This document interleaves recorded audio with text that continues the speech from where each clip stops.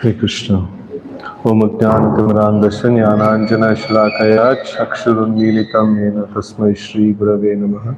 Shri Chaitanya Manobhishtam Stapitam Yena Bhutale Swayam Rupaha Kadam Kadati Swapadantikam Vandeham Shri Guraho Shri Utapadakamalam Shri Gurun Vaishnavamscha Shri Rupam Sagrajatam Sahagana Raghunathanvitam Tam Sajivam Sadvaitam Savadutam Parijana Sahitam Krishna Chaitanya Devam Shri Radha Krishna Padan Sahagana Lalita Shri Vishakhanvitamscha He Krishna Karuna Sindhu Dina Bandho Jagatpate Gopesha Gopika Kanta Radha Kanta Namostute Tapta Kanchana Gaurangi Radhe Vrindavaneshwari Vrishabhanu Sute Devi Pranamami Haripriye Vancha Kalpatarubhyascha Kripa Sindhubhya Eva Cha Patitanam Pavanebhyo Vaishnavebhyo Namo Namah. Jai Shri Krishna Chaitanya Prabhu Nityananda Shri Advaita Gadadhara Shri Vasadi Gaura Bhakta Vrinda. Hare Krishna Krishna Krishna Hare Hare Hare Rama Rama Rama Hare Hare. Hare Krishna. So almost everyone have come here. So welcome to this Srirangapatna Yatra. Like all of you had nice darshan of Ranganath ji, right? So it's a very, very nice deity. Like you all would have heard in the bus, the background of this temple and background of the Srirangapatna. So Ranganath, he actually appears in this holy place just to deliver Mother Kaveri. She absorbs all the sins, from people who actually take bath in her. And Ranganath appears in 3 different places. This is called the Adi Ranga, the first place. So in all these 3 different places, the Kaveri actually splits open and then engulfs. It's an island actually. So all 4 sides will be Kaveri. That's the place that we are actually. So now, and you all might have seen the magnificent beauty of the Lord, right? So like you could able to see from lotus feet to face all the aspects of the Lord. So they gave sufficient time for you to see, So it's very important aspect, taking darshan of the Lord. So now we will see today one important pastime. This is a pastime of how a hunter becomes a devotee. So that is, it's very, very instructive. A lot of wonderful lessons are there for us to take home.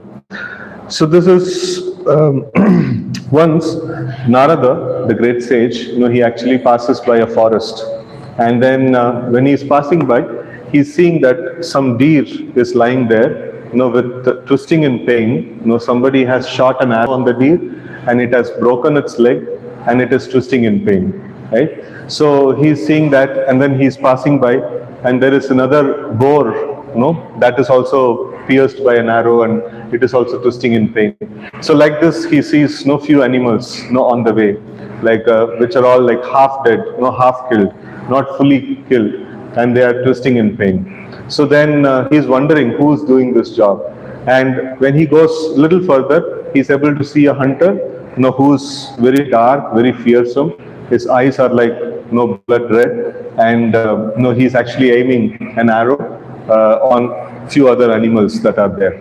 So then Narad Muni, he actually leaves the general path, walking path, and then he gets into the forest. And by seeing him, all the other animals which the hunter was actually trying to target upon, so they all ran away. Right? So then the hunter becomes angry, his like Jobi Nishanta, so like that became scattered because of Narad Muni. And he saw that this person is approaching him only. And then he wanted to give some abusive No, this one, like थोड़ा गाली देना चाहता था, नारद मुनि को. So क्यों मुझे मेरा target ये हो गया, खराब हो गया. So but then because of the holy presence of Narad Muni, he was not able to utter any bad words. So this is also an important thing. The environment also matters. So why we have to come to some spiritual place? So it has some effect on its own. So you all know the Bhagavad Gita, the first shloka. How many of you know the first shloka of Bhagavad Gita? Okay. What is the shloka? Kurukshetra. Kya? No. Mamaka Pandavasaiva Kimakurvata Sanjaya. So, like Dhritarashtra, it's like very, funny thing that such a holy scripture as Bhagavad Gita is opened by the most unholy person, Dhritarashtra. So he speaks, Dharma Kshetra, Kurukshetra. This Kurukshetra is a Dharma Kshetra. It's a place of pilgrimage, and it's an auspicious place. And there, for the purpose of fighting, like my sons and the sons of Pandu, they have assembled. And what did they do after that? So for this, Acharyas give a lot of commentary on this, what's going on in Dhritarashtra's mind when he's speaking about it. So one of the thought is that this is a Dharma Kshetra, and my sons, they're all completely adharmic. It will have a bad influence on them. And then the sons of Pandu, they are quite dharmic, and the holy place will have a good influence on them, right? So how many of you have used to watch cricket? Huh? Sometimes. So, like first, before starting the match, something they will do, no? What they will do? Toss. Toss. Before even toss, some commentary होता है. क्या होता है? Pitch report आता है ना? So it is favorable for bowling, it is favorable for batting, So like that, the holy place is favorable for dharmic activities, So it has its natural influence. So every place, have you heard about the three modes of nature? What are they? Goodness, passion, and ignorance, right? So now when you go to a place which is surcharged with goodness, you will get the thoughts, good thoughts. When you go to a place which is surcharged with passion, you will get rajasic thoughts.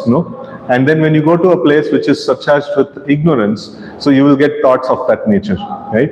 So why we have to study only in the school? Why not in playground we can study? So it is not conducive. The environment is not arranged in that way. The vibes are not, like perfect over there. So here we see that a holy sage, like Narad Muni, it is mentioned in the scriptures that the devotees of the Lord, they actually carry the Lord with them. So because of that, in their presence, so that is why the devotees are also sometimes called as Tirtha. Have you heard? Like this one in Madhva Sampradaya in Karnataka. So they have, the saints are named as Tirtha.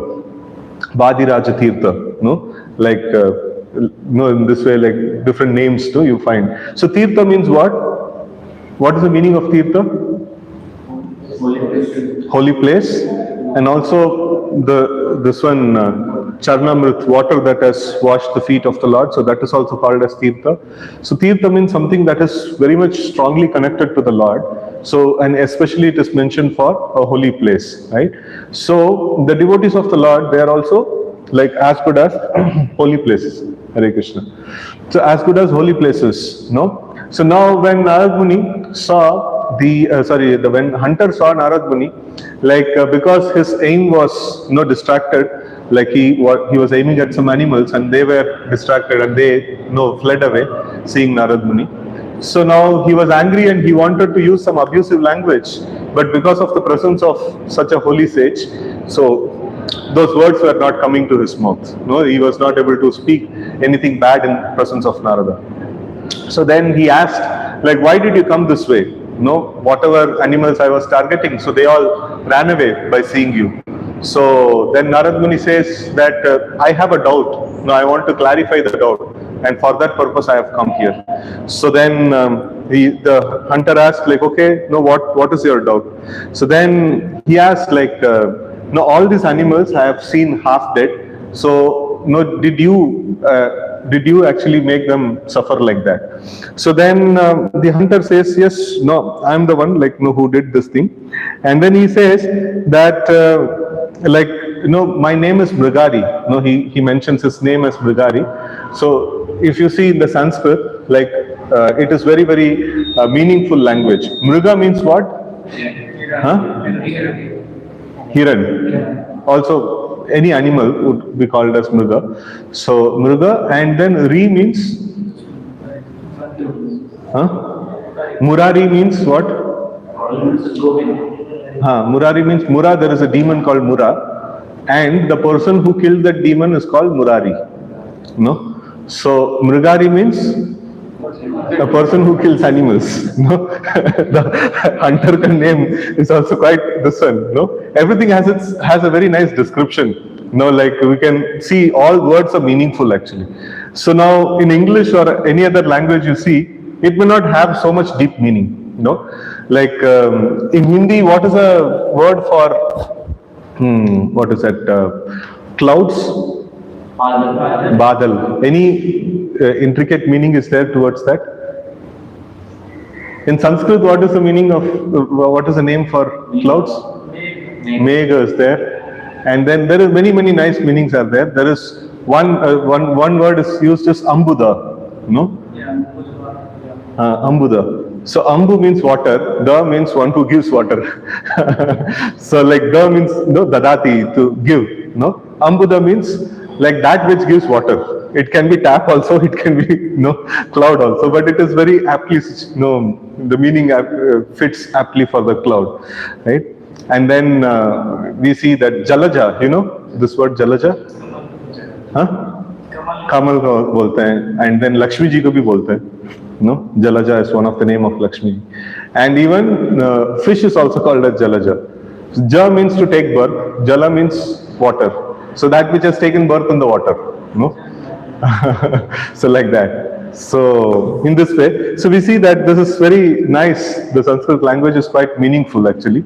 So Mrigari, and then he says that this is my job. Like I have right from my childhood, my father has taught me this way, and he has specifically taught me to kill the animals, half, so that like they will suffer in pain. And then he says that when I see them suffer in pain, I feel a lot of happiness. That gives me a lot of bliss. Seeing them like twisting in pain. So then this is his introduction. He gives his introduction. A very nice profile. So then after that, he says that.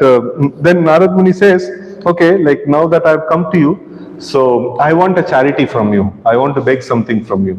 So then the Mrigari says, okay, what do you want? You tell me, like you want some animals, like I can give you, or you want, so TK, you're a sadhu, like you may not want animals. So, but you want some deer skin or tiger skin or something like that to do your tapasya. So I can give you anything you want. I can actually give you. So then Narad Muni says, no, I don't want these skins. I want something else.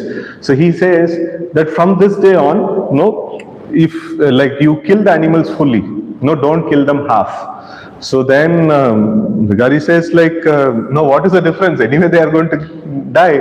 And when they are dying, if they are half killed, I also get some satisfaction, by seeing them suffer. So, and then like Narad Muni is telling, see, you are a hunter, and you killing animals, it is sinful, but then it is not that much sinful. So, but then if you half kill them, they are experiencing so much of pain. So that pain, like what they are experiencing, so you will have to experience it later on. So that is like very cruel. If you do such cruelty, so then you will have to suffer so much more sin. So then, this this portion also we see that for hunter, killing is not a very big sin. It is a sin, but it is not a very big sin. So how it can be assimilated? Killing is killing, right? So how can you say like for hunter, killing is not that much sinful?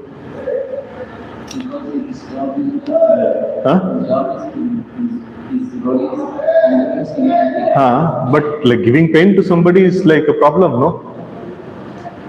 No, taking off life of somebody is a problem. So how you can say, like, if one person kills, it is no less sin, and another person it is no more sin? Because he is killing for his own, maybe he is not having any other food, so maybe he is killing for his own life. This ability.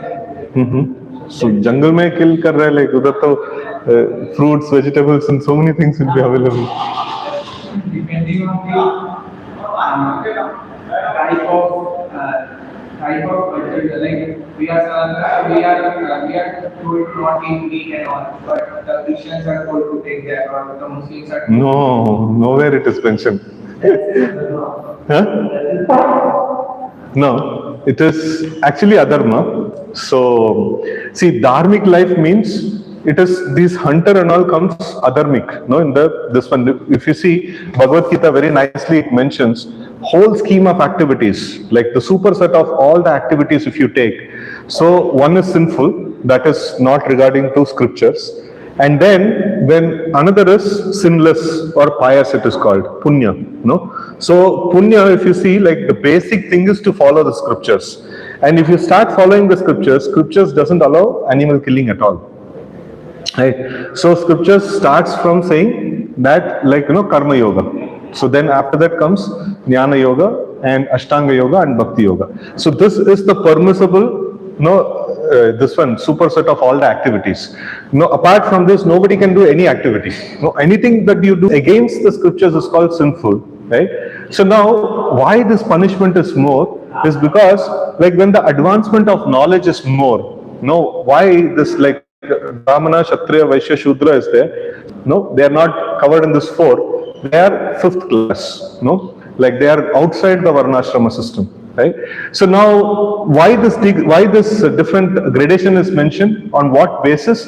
It's basis of knowledge. So if a person is of higher knowledge, if a Brahmana commits a sin, he will be punished heavily. Because he is supposed to be having better knowledge, and with that level of knowledge, he is committing a sin. He will be like, he will have to face a huge sinful reaction. But the same thing, a Kshatriya, for him a lesser reaction, and then for a Vaishya it is lesser reaction, for a Shudra it is lesser reaction, and for a person who is outside the Varnashram, so the reaction is much, much lesser. So because already they are sinful, so now, and also their this one, level of knowledge is not that great, because of that. So when they commit a sin, so the punishment is less, right? So that is how, this is there. So for a hunter, when he kills an animal, so like he gets sin, but not that much, But then here Narad Muni is telling, but if you are torturing, a living entity unnecessarily, giving pain to them, so then it becomes like, that's too much of cruelty, and already you are having so much of sin, so you will have to face much more, So Srila Prabhupada used to tell one story. There is one sadhu, and then like different people actually come and meet him. So first, one nice nice saintly person actually comes, and then he says, like, he blesses him, saying that whether you live or not live, it doesn't matter. And then next one more person comes, a very austere brahmachari, is very, very solidly like doing tapasya. So, and he says, like, better you die, very soon. So, and then next another person comes, he's a Rajkumar, and then he says, like, you long live, and then, like, lastly one person comes, he's a hunter, he's like this very cruel hunter. He says, like, you don't live, you don't die, So the meaning of these blessings is that, so a sadhu, like, who's very deeply attached to the thoughts of the Lord, so for him, he is blissfully spending his time in this world, because he is always, remembering the Lord. And so, like, if you can remember the, like, Lord's holy name, so you can actually escape from all dangers.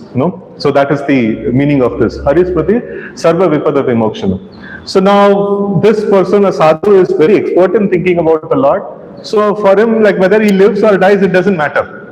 Even if he dies, he'll go back to the spiritual world. If he lives also, like, he is always remembering the Lord. So there is no problem for him.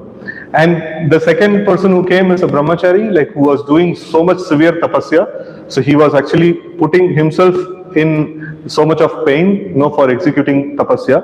So this saint, he told that no, better you die, because you have accumulated so much of punya.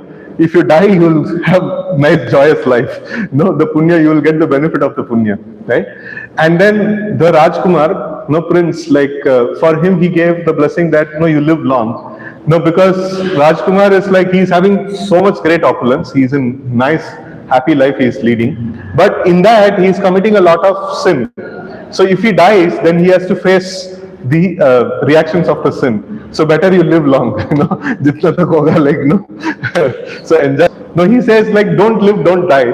Because while living, you are living a miserable life. If you die, you'll have to go to hell. That is also a miserable life. So both the ways, it's very, very miserable, right? So in this way, this hunter's profession is already very sinful.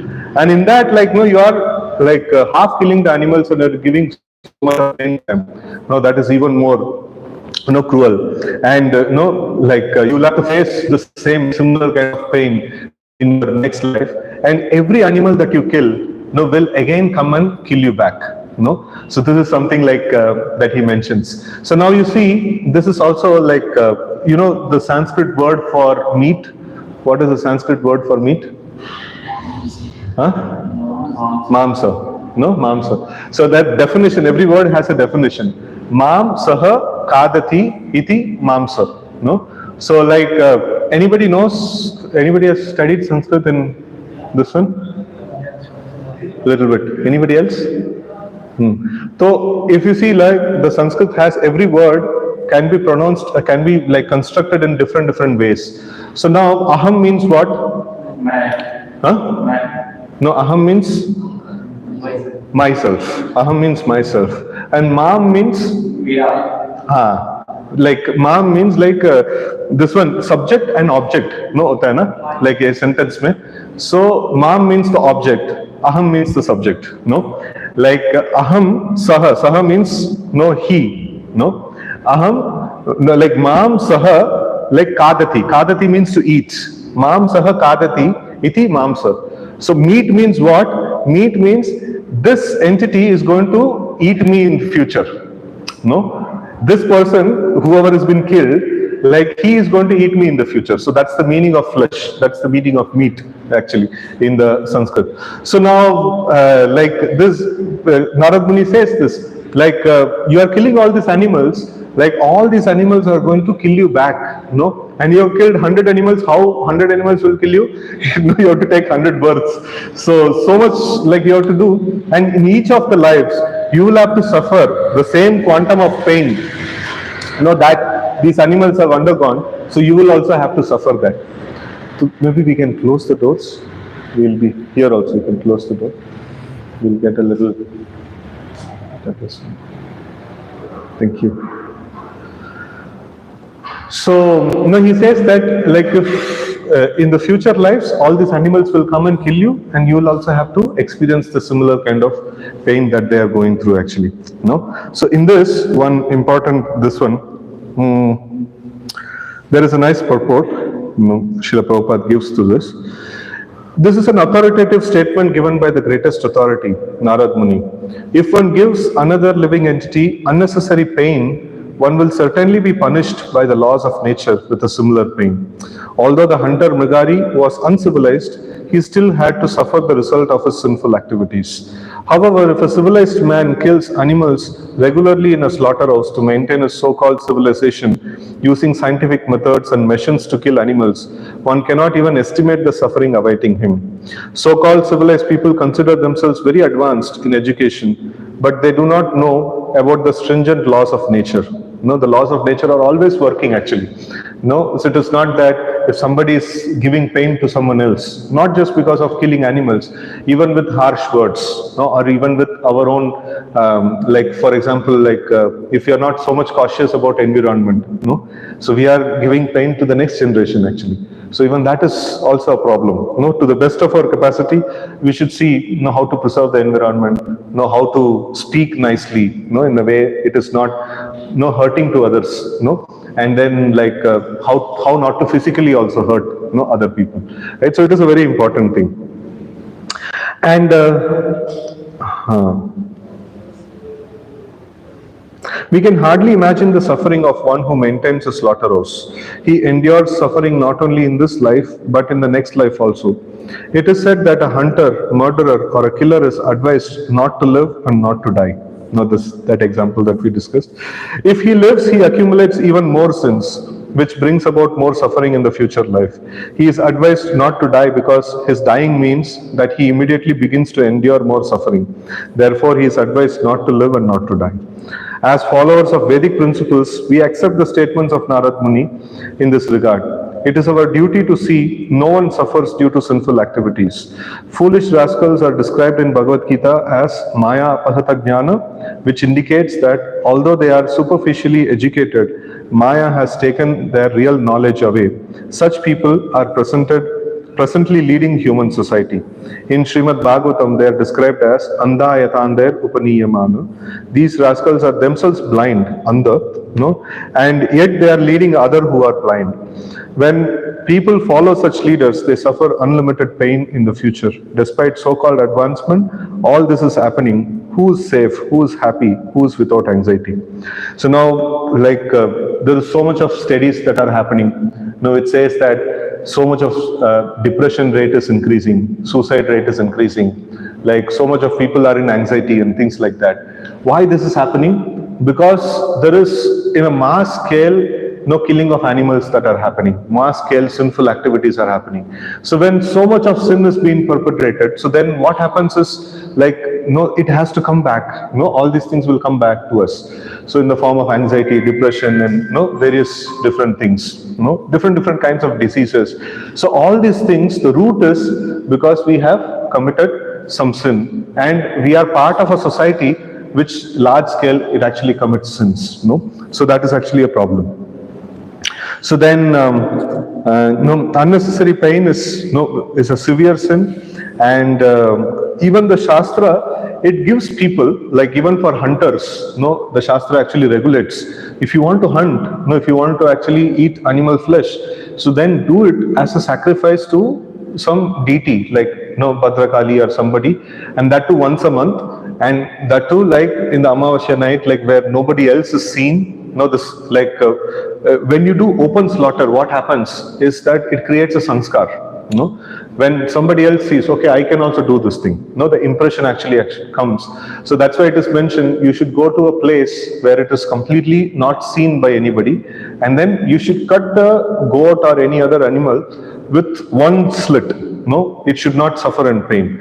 So even that is also a sin only. But then even if you have to do it, at least you do very small way, right? So that is how it is mentioned in the scriptures. And even there, so the person has to chant some prayers, and the prayers describe that today for my pleasure of tongue I am killing you, and tomorrow for your pleasure of tongue you can kill me. He has to give a promise to that animal. So every time he gives a promise, after some time, thoda to sudhar jayega, so he has keep on doing this promise. Like how many times he does this promise, so he will become a little more aware about this problem. So then all animals that you have killed will kill you life after life. He actually mentions this, and then one amazing thing happens. So in the association of Narada, he starts understanding that what he was doing is sinful. Whatever he was doing till now is sinful. And then, he is finding a level of satisfaction in his heart.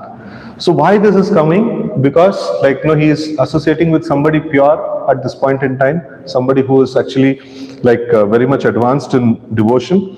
And because of that, he is feeling a level of satisfaction in his heart, and he is feeling that whatever he was doing was wrong. And then he is actually asking, he is also getting some kind of a fear that now what about all the sins I have already committed? So he is actually getting that particular this one. So if you see, can anyone define sin? What is sin? Means whatever you do that hurts anybody else. Okay, whatever we do hurts anyone else, that's called sin. Any other definition? Any person is not able to Shastra. So that is most important. So now, for example, like Arjuna was killing in battlefield. He was literally giving pain to others' body. So is it sin? No, it is according to the dharma, according to the codes of religion. So like this is a very, very low level of understanding, ki like not giving pain to others itself is a dharma. No, that's actually a dharma, but it is a lower level of dharma. No, a higher level of dharma is that like for the purpose of correction, for the purpose of like establishing the right rule, no, a Kshatriya can actually give pain to another person. And for disciplining a child, a parent can actually give pain to the child, right? So there are certain places where giving pain is accepted, right? So the root definition is that anything against the scriptures becomes sinful. And before coming in touch with Krishna consciousness, like most of the activities that we have done is we don't have any this one. We were not guided by the Shastra, so we were just doing like because something that we think what is right and what is wrong, right? So now we have got the idea that we have to study scripture, like the Lord has created the universe and He has given the user manual how to use this universe, how to use this body, how to deal with the entities that He has created, right? So that user manual has to be followed. So that is when it will become sinless, right? So otherwise, all of us, like knowingly, unknowingly, like we have committed so much of sins. So this question, that Mrigari is asking is quite relevant to us also. That what happens to all the sins that we have committed, right? So that is something that Mrigari is actually asking. He was quite afraid about that particular thing. And then Mrigari confesses his sins to Narad Muni, that you see like, I have been doing all the sinful activities right from childhood, and what will happen to me, right? So there, the Acharya actually gives a commentary on this particular aspect. He mentions that this confession, in Christianity also you see this aspect of confession is there. So when you confess, what happens? When you confess, what happens? What happens when you confess? You get peace from inside. You will be pardoned, for your sins, but actually that is what the Christians, they believe. So, but confession is a good platform, and after that we have to follow the Saddharma. We have to follow the right path actually. So, just by doing the confession, so just by like admitting that we are at fault, a great deal of sins are actually wiped off, even just by that particular act. So, but then there is one like a star is there, one precondition is there. So the confession should be genuine, and the confession should be in such a way that I will not commit the sin anymore, and I will try to follow what is dharmic, right? So when we do that thing like that, so then it works. So but if somebody says, in the Christian practice, what has happened is people go and confess, and then they think, okay, fine, like if I confess, the sin is gone, so I will go and do some sin, and like kitna karna hai, like jaake confess hi to karna hai, so kar lenge, to abhi ek aur kar lo, so that is not encouraged. It is mentioned in the scriptures, namno balad yashahi papa buddhi. So that means committing sin, thinking that I will chant Hare Krishna and I'll neutralize. That becomes greater sin. So we will get more punishment for that. So it's better like just sin karna is better than planning. It's planning that I will do this sin and wash off by chanting. So that is going to be a greater sin actually. We should not think like that. So like without planning, if we do something, that is okay. Like swabhav se kuch ho gaya, like by the force of this one, like nature or something like that. So we do something, so that is okay, that is pardonable. But plan karke, if we do planning, saying that anyway I have chanting, so it will destroy all the sins, I will go and do some sin, right? So then that becomes more sinful actually. That we should not do. So now with this, we will read few nice, this one says about this pastime. He says, the hunter says,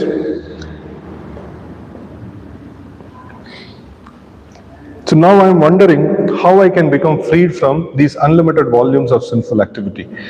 The hunter continued, "My dear sir, please tell me how I can be relieved from the reactions of my sinful life. Now I fully surrender unto you and fall down at your lotus feet. Please deliver me from the sinful reaction." Right? So then after that, Narad Muni says, "If you listen to my instructions, I shall find the way that you can be relieved from these sinful reactions." No? So this is, he is mentioning because he has, like these great saints, they have the capacity to remove the sinful reactions of anybody, right? And then the hunter said, "My dear sir, whatever you say I shall do." So then Narada immediately ordered him, "First of all, break your bow, then I shall tell you what is to be done." What is the meaning of this one, break your bow? No? Huh? We should Give up hunting. hunting. So we should give up hunting. So that is his source of his sinful habit, killing the animals. So if he breaks the bow, breaking the bow means sin no more. No, you should not commit sin anymore. So that is the meaning of this one. So if we have to practice some good things and we are simultaneously practicing some bad things, doing some bad things, it is like you are trying to light a wood, light fire onto a wood, and then simultaneously pouring water onto it. Will the wood catch fire if you do that? It is not possible because you are constantly pouring water also. So it will be wet. So the wood has to become dry. The wood has to become the person has to become sinless for the good things to act upon him, right? So this becoming sinless is a very, very important thing. So now we chant and we take prasadam and we do all these things. This is sinless activities. This is, in fact, it can actually destroy so much of sins. But then simultaneously, if we commit some sinful activities, then account khatam hi nahi hoga, paap ka account khatam hi nahi hoga, hai na? So it is mentioned, Esham tu antagatam papam jananam punya karmana ted bandva moha nirmukta bhajante mam dridavata. So this is mentioned when the sin is completely destroyed. Esham tu antagatam papam. Antagatam means like when the sin is completely destroyed. Antagatam papam jananam punya karmana. So then after that we perform a lot of good activities. Jananam punya karmana ted bandva moha nirmukta. So then we get liberated from the dualities of this world, and then bhajante mam dhridavarta. So then we will be able to be solidly situated in the right path. So that is very essential. So if we want to follow something good, so then we need to and if you want to get the results of the good in a nice way, so then we need to put a full stop for the bad things. This is very essential. And in day-to-day life, common people, what all bad things they do? Any idea? What all bad things people do? Meat eating, yeah, that's a bad thing. Intoxication. Okay, so that is standard answer. Any other things that we are able to see? Okay, that is also sin. Yeah. Anything else?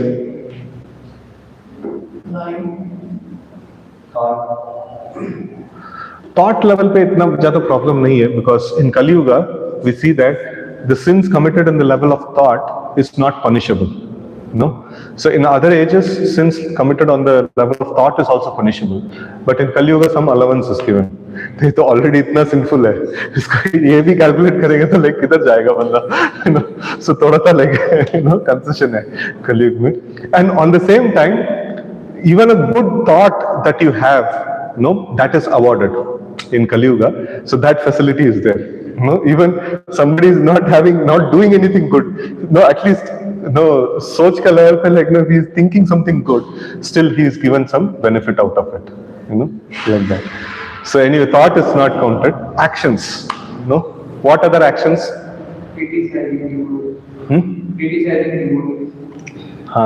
So that comes under offenses. So but sins, yeah, वो तो बोल दिए. Offenses, see, there is difference between offenses and sins. Sins are still not that much problematic in advancement of Krishna consciousness, in the advancement of bhakti. Even if a person is sinful, like this hunter, he can, like, he can be brought into the devotion. But if we become offensive, then bhakti will not, stick only. It is so difficult. He cannot practice bhakti at all. So that becomes very repulsive to bhakti. Sin is still okay. Offenses are more dangerous.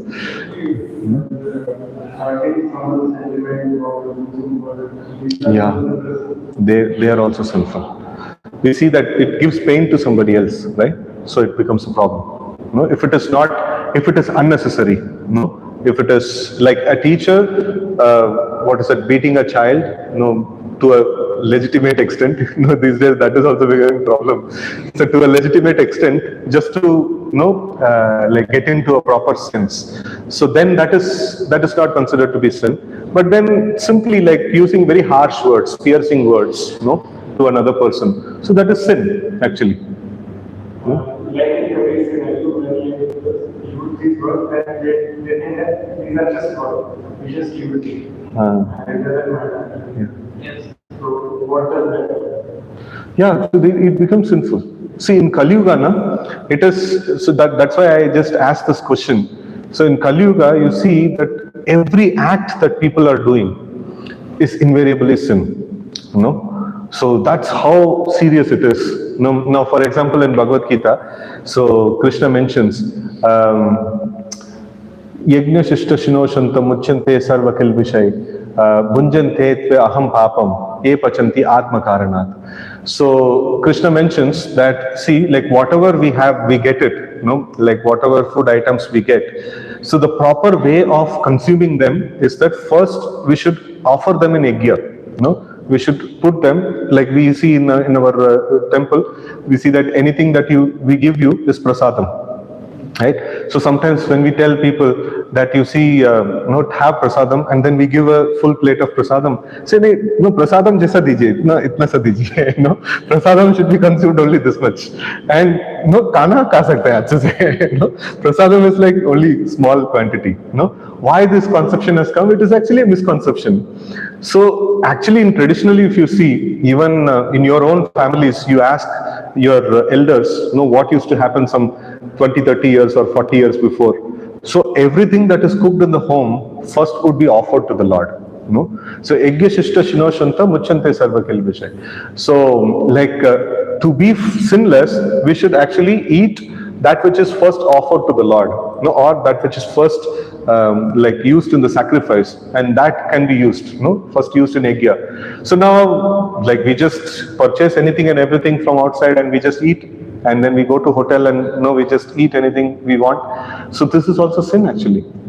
So people don't know, because of lack of knowledge. So they are actually binding them with more and more sinful reactions, right? So, and they think that this is enjoyment. And so much of suffering comes in the life, and they ask, like, why there is so much of suffering? Why this person has did this thing to me? Why this is happening to me? It's because, like, unknowingly, like, we are committing so much sin right in the basic process of eating. Like we are committing sin. So then, like, घर पे आप देखे होंगे, like sometimes I don't know in how many houses still it is in practice. Whenever some नया कपड़ा आता है, so भगवान के सामने रखते हैं, and then कुछ like फूल वूल लगा के उसके बाद like बच्चों को देता है ना? So देखा है ऐसा practice? कम से कम फेस्टिवल में तो होता है ऐसा, दिवाली में, things like that and all. So this was actually the practice throughout the year. Anything that we would get, first it is offered to the Lord, and we would only take it as prasad. So bhunjante tve aham papam e pachanti atma karana. So one who actually cooks for himself, or one who actually makes arrangement for himself to enjoy first, he is only consuming sin. So this is what the scriptures actually mention. It's a very like when we tell this thing, like हम जो कर like सब कुछ पाप बोल दिया, like और क्या करेगा? So then, yeah, like it's a very sensitive thing. We don't want to make people feel uncomfortable, but then we also have to tell at some point in time that whatever we are doing is sin, and by doing this we are awaiting more and more pain, like later on. So in fact, the scripture says, like Bhagavad Gita says another thing. This is at the level of food it is mentioned. It goes much more deeper level, philosophical point it is mentioned, that Ehi samsparshaja bhoga dukkha yona evate. Adhyantavanta kaunteya nateshu ramate buddha. So it mentions that Ehi samsparshaja bhoga, like when senses come in contact with sense objects, so immediately what happens? Sin is created, and because of sin, there is a pregnancy of dukkha. Dukkha yona evate. And when there is a pregnancy, it will get delivered at some point in time. So this dukkha will get delivered at later point in time, right? So every time I try to bring senses and sense objects together, every time this thing is happening. Right? So I am actually committing a sin, and I am actually awaiting the misery to come. So then, like, I should not even gratify my sense, like, खाना तो basic चीज है, इतना भी नहीं करना चाहिए, नहीं कर सकते हैं, but we should actually associate with prasad. Everything should be prasad only. Whatever we consume, everything should be prasad only, right? So in fact, Krishna mentions like stri sangha, like having relationship with the opposite sex. That's a natural this one. So then Krishna mentions in Bhagavad Gita, Kama aviruddha dharma, like that which is not virodha to dharma. So there is a dharmic way of associating with women. So that means one should get married and one should follow the rules and regulations of the Grahastha ashrama, and then he associates with women. That is okay, legalized. So any other relationship with women, it's a problem. And now you see, like, when people come out from the home, the first thing is they make a girlfriend and they're always in the phone. And what is going on in the mind and what is actually happening, having like such relationship with another woman, not just sex is also defined in the scripture. It is not just the union. It is like having like jovial interaction with women and like touching their bodies and then speaking with them, with a lusty desire and things like that. All these things are considered to be illicit sex. So now, like when these things have happened, so then we are actually binding ourselves with more and more karma, more and more sin actually, and that is going to create the misery later on, right? So now we see like people have now more and more people are getting into depression or anxiety or so much difficult problems and things like that, and external quick fix solutions are given, like you have depression, okay, you go to a counselor, who will give you counseling on that. And you have some other health problem, you go to the doctor.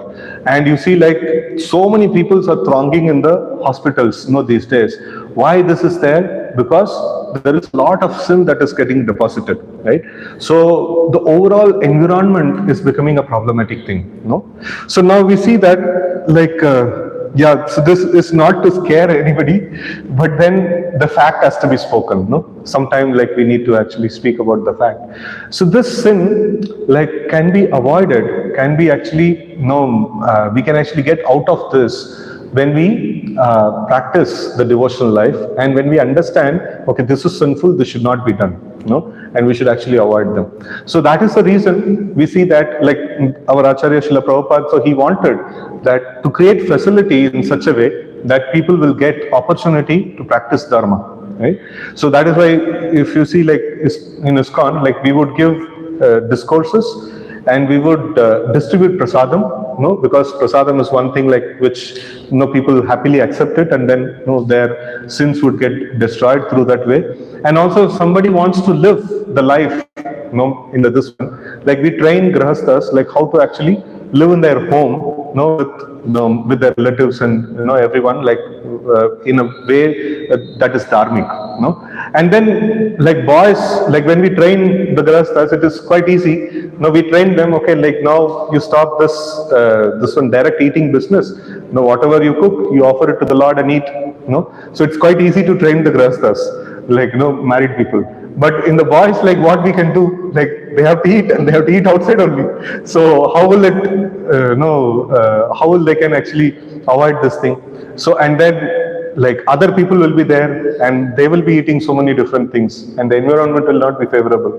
So that is why we create this kind of residences where before marriage the boys can actually stay in an association of devotees and they can practice the dharmic life, whatever is mentioned in the scriptures. So that can be practiced. And if you see in association, what happens, it becomes very easy for us to practice, right?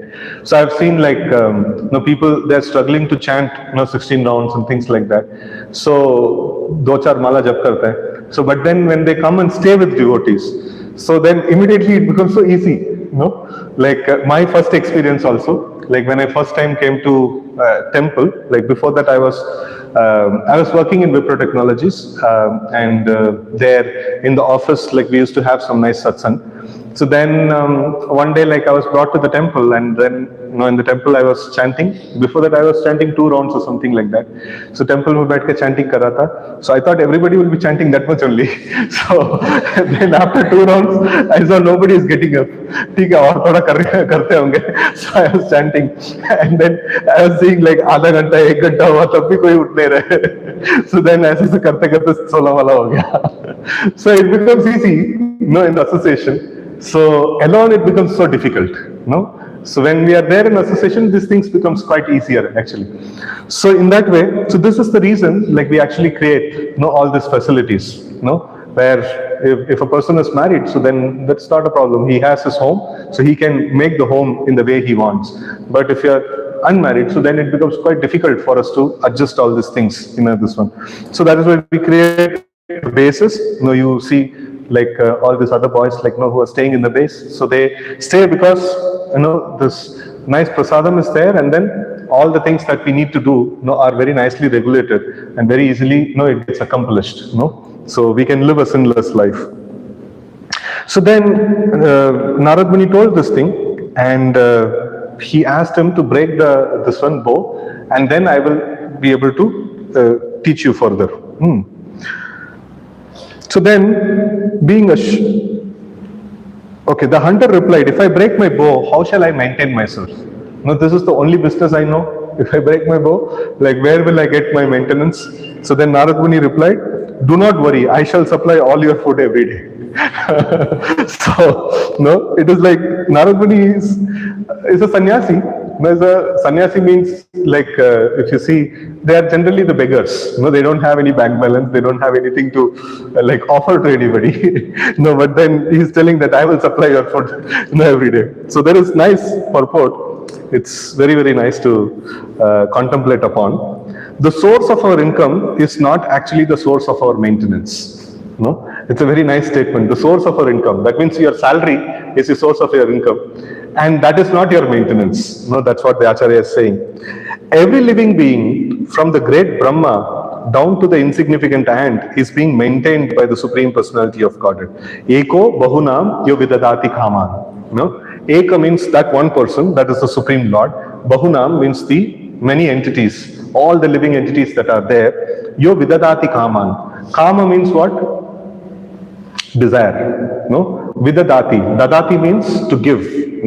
So this one entity, the Supreme Lord, he is fulfilling the desires of all the living entities. Sometimes the Acharya says, like the elephant, like he eats tons of food, but he doesn't go to any job. And we eat 2 chapatis and we have to work very hard. So what is the logic? So because the Lord is providing. For the ant also Lord is providing. He needs only 1 grain, his stomach will get full. And for elephant he needs like 2-3 trees, so then only his stomach will get full. So for everybody the Lord is having food. He is providing for everyone, right? So the one Supreme Being Krishna maintains everyone. Our so-called source of income is our own choice only. If I wish to be a hunter, it will appear that hunting is the source of my maintenance. If I become a Brahmana and completely depend on Krishna, I do not conduct a business, but nonetheless my maintenance is supplied by Krishna. The hunter was disturbed about breaking his bow because he was worried about his income. Narad Muni assured the hunter because he knew that the hunter was not being maintained by the bow but by Krishna. Being the agent of Krishna, Narad Muni knew very well that hunter would not suffer by breaking the bow. There was no doubt that Krishna would supply him food. So now what is the statement Narada made? Do not worry, I shall supply the food every day. But he doesn't have any plan to supply. He is going to give instruction and go off. But in the purport, like Acharya actually mentions, that what is the guarantee, in what strength Narada is telling this? he knows completely well that Krishna is the one who's supplying all this taste also. And now if he breaks the bow, still Krishna will continue to supply, you know. So in some other way it will come, right? So that is this one. So a sinful business, we don't need to depend on a sinful business. So we can actually take upon a dharmic activity, So that is very important. So now what has happened in Kali Yuga? Why you have to do a work? Because of income, right? So for income you can do anything. So it has become like that. So when money becomes the central point, you can do anything, right? So but in Vedic times, what is a reason to do a particular work? What is the reason to do a particular work? Your own occupational duty, your own dharma, So like for a Kshatriya to organize, manage and rule over is the dharma. And for a Brahmana, he should just dissipate knowledge and then he should depend on the Lord, for whatever way the Lord maintains. He should just has to depend on the Lord. And for a Vaishya to conduct a business is his dharma. And for a Shudra to work for other people, other three classes of people, that is his dharma, right? So in the Vedic times, you go and say, I will give you double the salary what you are getting from your master. You switch the job. He will say, no, I'm not going to do that. So the culture was completely different. So the Vedic culture is they used to do work because it is their dharma, and they would not be so much behind the money factor, because everybody had an idea that I have to do my dharma and the Lord will maintain. So Lord will actually maintain me, right? So that is their basic understanding, right? So Narada Muni is also telling here that you see, you break this bow and I'll give you a good instruction of how to lead a life, and you just follow that. Don't worry, I will supply the food. So he doesn't have any idea of supplying. But if the hunter, बहुत नया devotee है, level 1 का है वो, उसको इतना बोलेंगे तो समझ में नहीं आएगा, है ना? So बोला कि मैं देता हूँ, चिंता मत कर. So then he thought, okay fine, ये तो साधु है, झूठ नहीं बोलेगा, ये बोल रहा है मतलब कुछ तो खाना मिलेगा मुझे, है ना? So अभी भी खाने के लिए बुला रहे हैं. Right? So it is so beautiful that the moment we say this, immediately Prasad is awaiting.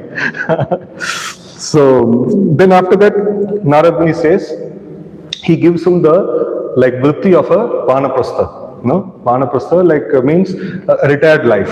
So he says that, okay, now all the wealth that you have got from this sinful profession, so that is also sinful. First you go and distribute all the wealth to other people, brahmanas or some people, you give charity, and then you go to the bank of a river, nice river, and then set up a cottage, keep a tulsi plant, and you chant the Harikstra mantra, and Krishna will take care of you. He didn't tell Krishna, I will take care of you. And then he saw the villagers, they saw around, this guy was a hunter and now he is become a sadhu, and they were astonished, and they used to come and see this person. And in Vedic tradition, if you are going to see somebody, you take some little bit of grains or fruits or something like that. So they would go and give to this hunter. And then after a few years, Narad Muni again, he was wandering and he came, okay, his side में ये hunter को तो preaching किया, level 1 का class देके चला गया हम लोग, तो अभी क्या हुआ उसका, follow up भी नहीं किया उसका, अभी क्या हो रहा है उसका साथ देखेंगे.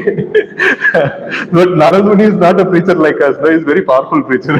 उसको कुछ follow up की जरूरत नहीं है, and एक ही class में खत्म. So then when he came, he saw that the hunter, he saw Narad Muni is coming, he became so happy, and he was running to meet him. And then on the way, there was some ants were there, so he don't want to step on the ants. He's actually taking his cloth and brushing aside all the ants, and then he's offering pranams to Narada. And then Narada was so astonished, how come this amazing thing is happening? So then the hunter actually says, no, thank you, you have saved my life. So you have made me, I was such a sinful person, you have made me such a nice man. And only one complaint I have, So, no, that the food that you are sending, no, it is like too much quantity is coming. You reduce your supply. इतना जरूरत नहीं है मेरे लिए, no, थोड़ा कम करके भेजिए. So like that. So this is this one.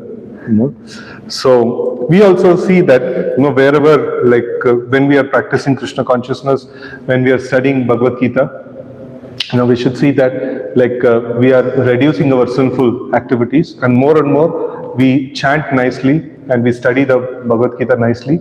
So more we will get the revelation, or more we will get the clarity, what all things are sinful and what all things are good. So initially we will also not tell everything, like what is sinful, what is not sinful, because it is too much to handle. So step by step, we should work on something which is like doable, right?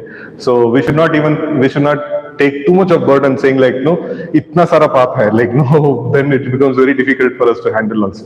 So we should work on step by step, one by one, what is doable, right? We should not become overwhelmed by no, ये भी पाप है, वो भी पाप है, like no, सब कुछ पाप है ना, ऐसा भी नहीं होना चाहिए. So we should try to see that step by step we should like correct our the sun practices, right?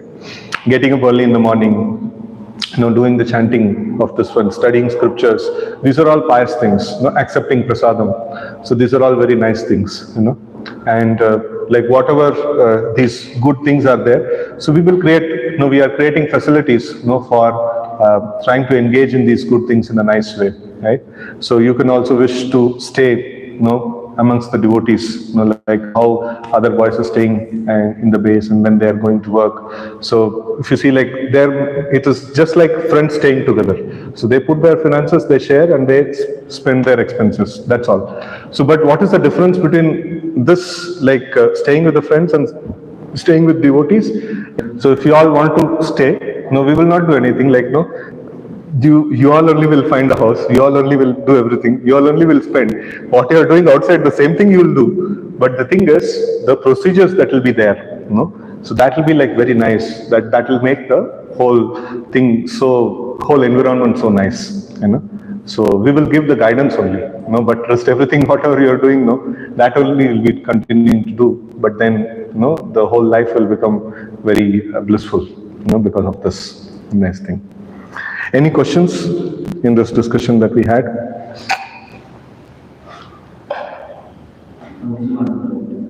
So actually, Hande was doing hunting, but basically it is his job, his dharma. But he, as Narayan just to work, so he worked. But giving up his one duty and going is like sannyasi, going to sannyasi. Not sannyasi, he is advised for vanaprastha. Vanaprastha, that means to live with the family, but then to practice a retired life. Not sannyasi. Yeah, like that. So here the main thing is, what hunting is not a valid dharma. No, it is a adharma only. So, but then, like they are counted as panchama and adharma, like that. No, they are very like their basis of their work itself is sinful.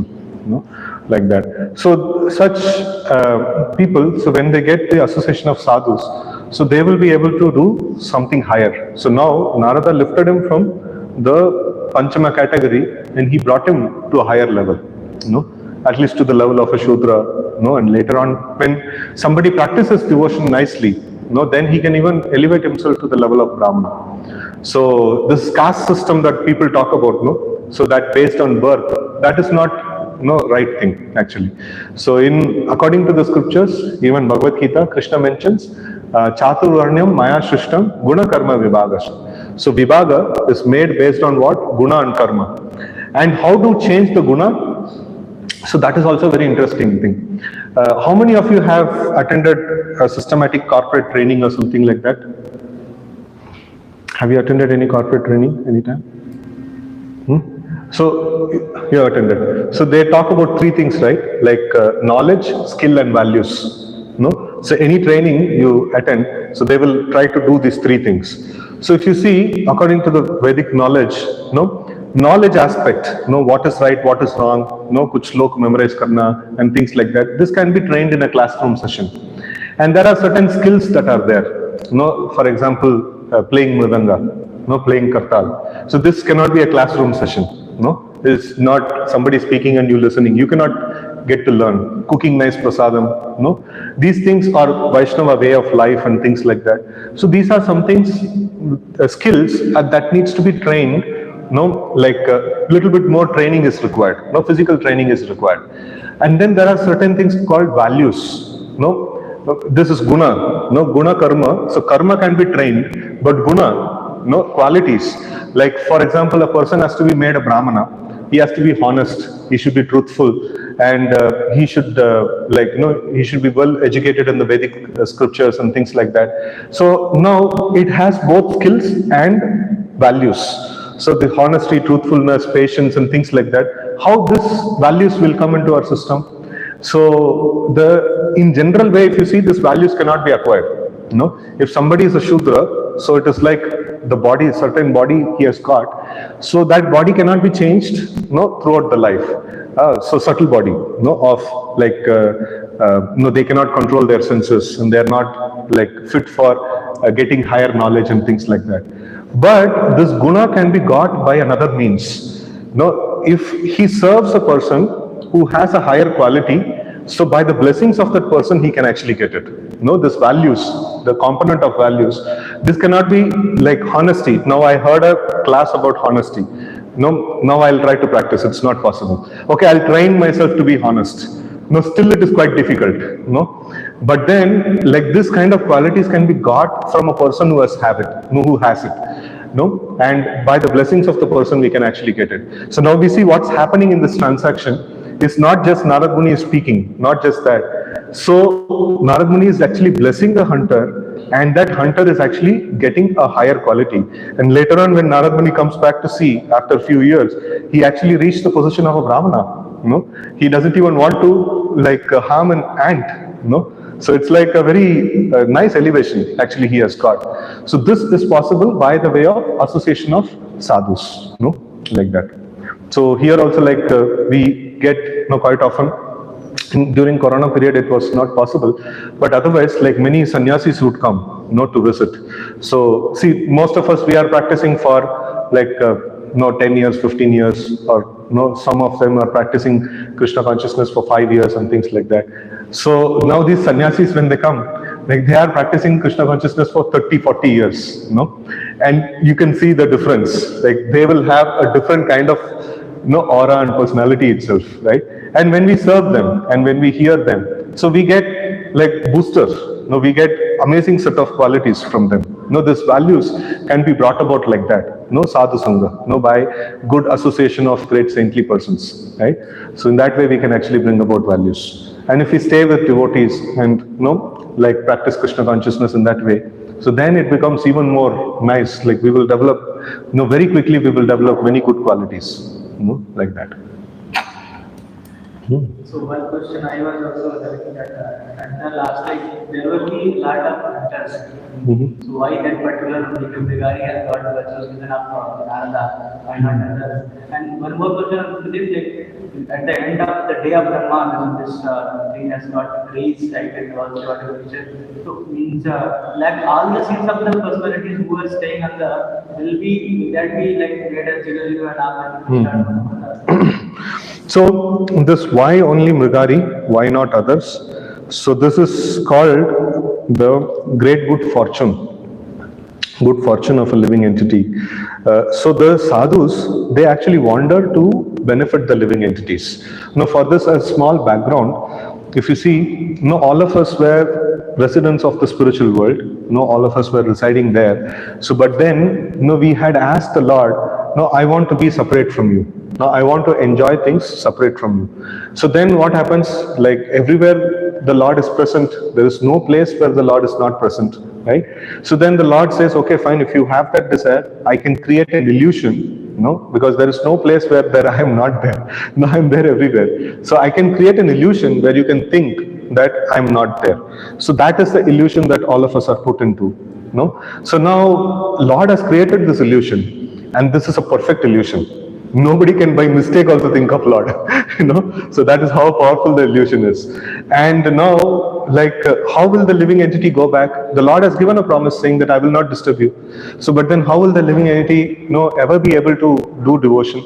So then the Lord sends his devotees. See, I am bound by a promise. No, I cannot do anything to him. So you go and save this person.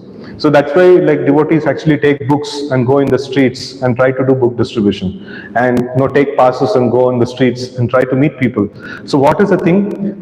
What is it expected from a devotee?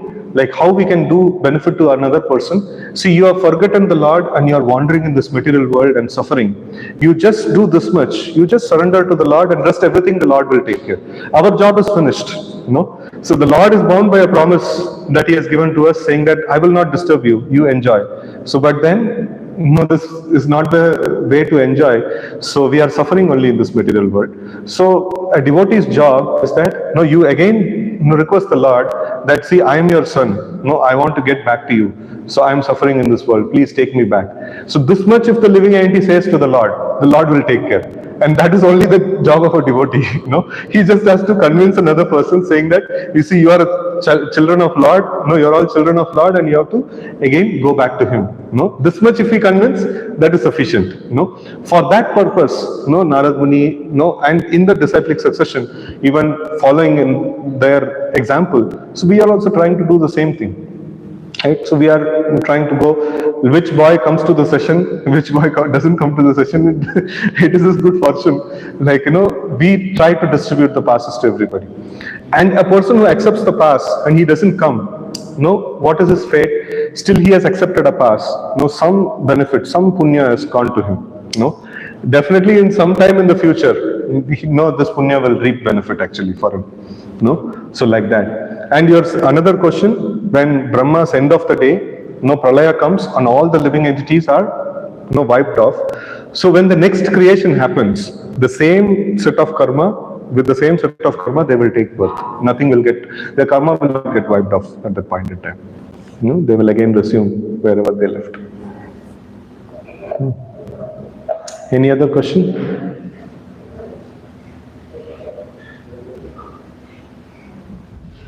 Okay. Any reflections, any points that you would like to share that you liked in this session? We are going on more sins of ours that we used to do. More sins that we used to do, we have to recognize them, but not understand. Yeah. Giving up sin and accepting this one dharmic way of life. Yeah. Any other point? Even though we are creating a lot of sins, God will come somehow, like in the show, So then we have to see. Yeah, nice. Is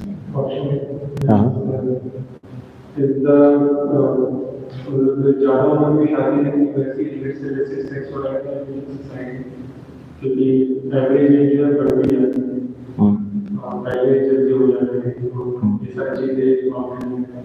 Yeah. See, first thing is early marriage is always a Vedic this one. People would get married very early. Even before puberty also they would get married, but they would live in the apna parents ka ghar pe rehte the. And what is the benefit of this? It's the boy knows this is my girl and the girl knows this is my boy, and no illicit sex is there, and they develop affection towards, there is legalized this one, and they develop affection towards between them only. And now both of them are sent in the free market, and kisi ko bhi dekho, kisi se bhi baat karo, kisi se bhi propose karo, and things like that. So that actually creates a lot of problem, So right from the school, this thing has been our whole system is actually rooted on sin. The modern system is actually rooted on sin, and that. So early marriage is actually better, actually best. Yes, but the government is also kind of late. In fact, one of our devotees, Sri Gaur Prabhu, you might have met him sometime in the center. We have given him the in charge of the ACS center. So he is a Grahastha devotee. He is actually planning his retirement soon, and he's a doctor by profession. I asked him that many of our people are suffering from, like they don't have children, like they're trying for children, they don't have children. So like why this is happening? So then he was telling like, if you get married after 28, 30, probability of getting a child is very rare. So it becomes very, this one, so in the medical way also it is a problem. So medical way also it is problem, and ethical way also it is problem, and dharmic way also it is problem. In every way it is a problem. Right? So that is why this is called a fort. Grahastha ashram is called a fort. What is the benefit of a fort? Security. Security. So we are there in the brahmacharya ashram. So this is also an ashram, means it is a safe place. So like in brahmacharya ashram we are protected by our elders and by the rules and regulations of brahmachari life.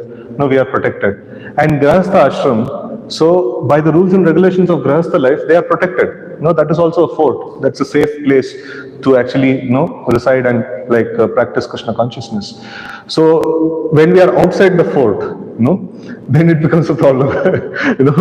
Like kya bolte, like you can get hunted by the sin.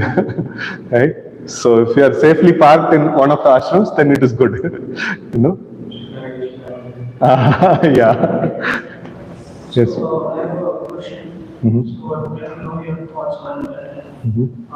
So since the world is like we are moving to this Kali, so crime sins are not to happen. So it will not stop, right? Yeah. It will not stop. It is going to increase only. Yeah. In fact, if you see Dhritarashtra, he was after the battle, like he was still staying in Pandu's protection. Yudhishthir's protection. And then Vidura came after many years, and then he saw that this Dhritarashtra is still staying at home. Like हमारा भाई को like दिमाग खराब हो गया. Like you tried to kill these Pandavas, and now you are trying to live under their protection only. And then एक और argument बोलते हैं, like ये Bhima, you are accepting the food from Bhima, तो तुम्हारा बेटा को गिन गिन के मारा है. उसका shelter में आप बैठा है. Like how, like it is very shameful. Still like Dhritarashtra was not shaken. And then he was told that see, soon Kali Yuga is going to come and all sort of sin is going to happen. And like उसके पहले like retirement ले लो, जंगल में जाओ, कुछ तो पुण्य करके मर जाओ. So then that actually shook him, like Kali Yuga aa raha karke.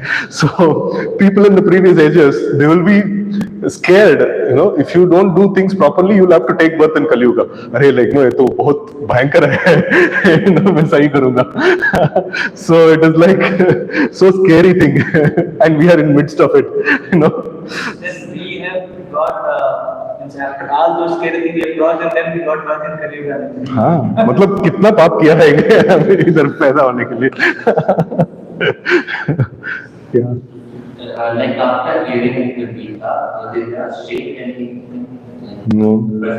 Nothing. Yeah. See, there is, this thing is there, for a good plant to come up, a good potent seed is required and a fertile ground is required. So both are very essential.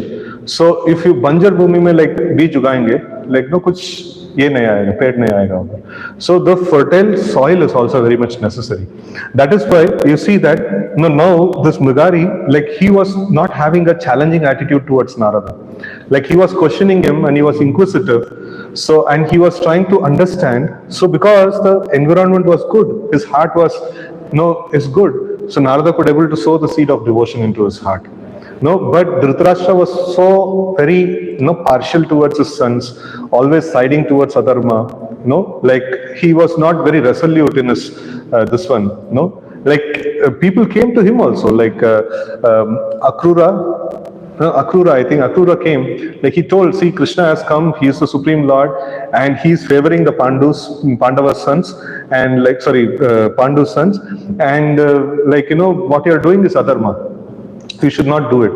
And Dhritarashtra says, like, no, I know that, no, what I'm doing is wrong, but what to do? Like, no, I have so much affection for my son. I cannot do otherwise. So this is called Hridaya Dorbalya, weakness of heart. This is also one of the disqualifications. So like we should take a strong step. जाना है, ठीक है, आएंगे. So we should take a very strong this one, that कि resolute this one कि like हम लोग we should follow the practice, and for that also there is good level of punya is required. So when we first perform a pious activity, first thing that happens is our sin will get reduced. And second thing that happens is sin will get completely reduced. And third thing that happens is little bit of affection towards the pious things. And then like that slowly it happens. So now if we give some prasadam to somebody, it is not that he is going to give up his sinful habit, but some good thing has happened. Later on at some point in time, he will get this one. कि like time bomb लगा दिया, वो bomb no फटेगा कभी. Like that. So ठीक है. So now we'll go for prasadam. Hare Krishna.